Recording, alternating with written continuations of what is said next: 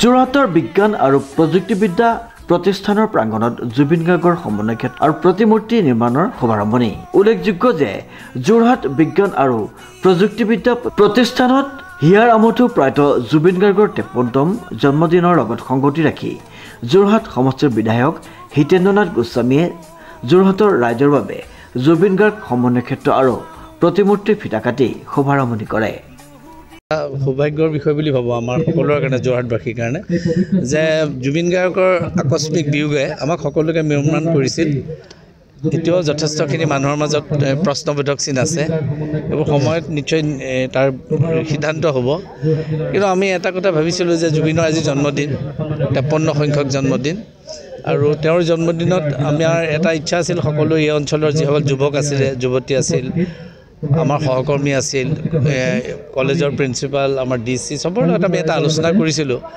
আৰু সেই আলোচনাৰ বাবে মই কৃতজ্ঞতা দিবই লাগিব ছায়েন্স কলেজক, যে তেওঁলোকে অকণমান হ'লেও আমাক অকণমান হ'লেও জেগা অকণমান দিছে। অলপ বেছি জেগাও বিচাৰিলোঁ, আমি অকণমান চাব লাগিব তেওঁলোকৰো কিমান সুবিধা আছে, আমি চাম। কিন্তু সদ্যহতে মোৰ এটা ইচ্ছা আছে ভৱিষ্যতলৈ, যে যেতিয়া আমি মাজুলীৰ ৰাস্তাটো আহি পৰিব, আমাৰ ওচৰতে গোটেই এটা ৰোটাৰী এটা বনাম, যেনেকৈ মই জেলৰ ওচৰত এটা ৰোটাৰী বনাইছোঁ। আৰু সেই ৰোটাৰীটো জুবিনক আৰু অকণমান ধৰণে তেওঁক মানে ৰিফ্লেক্ট কৰাব বিচাৰিছোঁ জনসাধাৰণৰ আগত, বাহিৰৰ পৰা অহা মানুহৰ আগত, আৰু সেইটো এটা মেজৰ পইণ্ট হ'ব।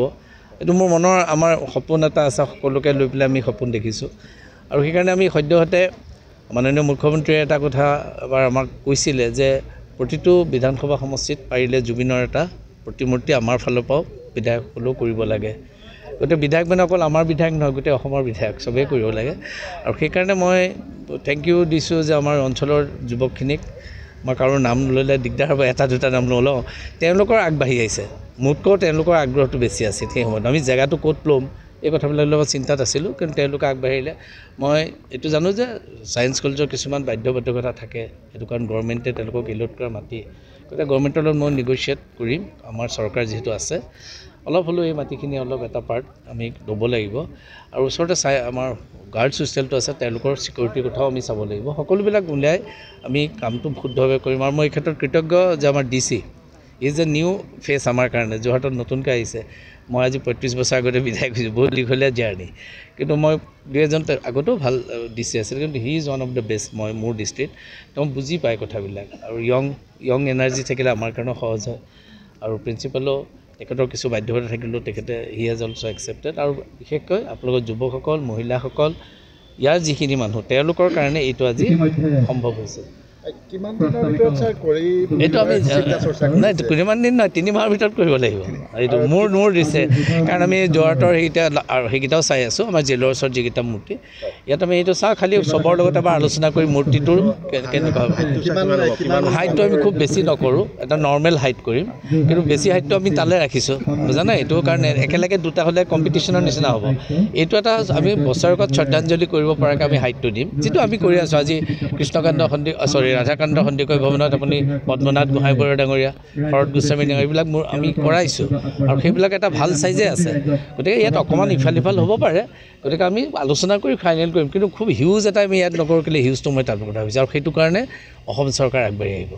আমি বিধায়ক হিচাপে আমাৰ এটা লিমিটেড পুঁজি থাকে, তাৰপিছতো 2-এজনৰ পৰা আমি সহায় লৈও শেষ কৰিম।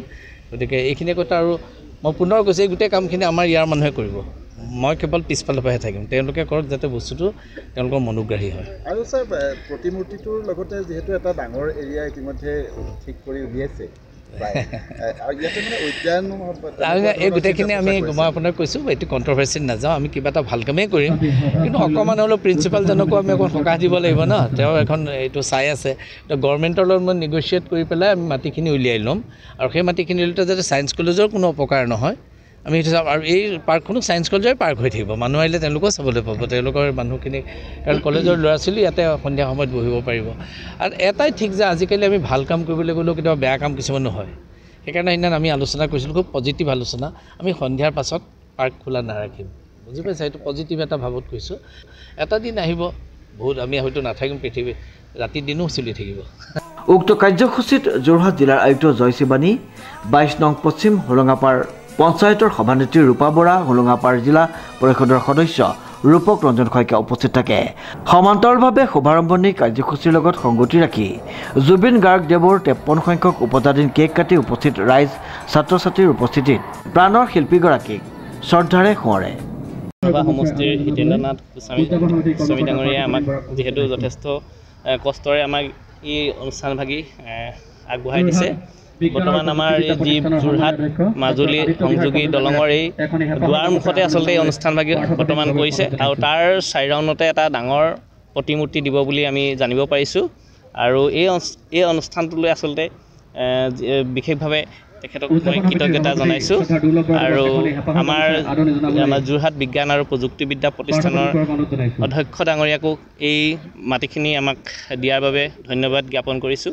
আৰু আশা ৰাখিছোঁ অনাগত দিনত অসমৰ ভিতৰতে এই আমাৰ যোৰহাট বিজ্ঞান আৰু প্ৰযুক্তিবিদ্যা প্ৰতিষ্ঠান অসমৰ নহয় ভাৰতৰ ভিতৰতে এখন মানচিত্ৰ জিলিকি থাকিব বুলি আশা ৰাখিছোঁ ডিজি বৰাৰ ৰিপৰ্ট নিউজ নাও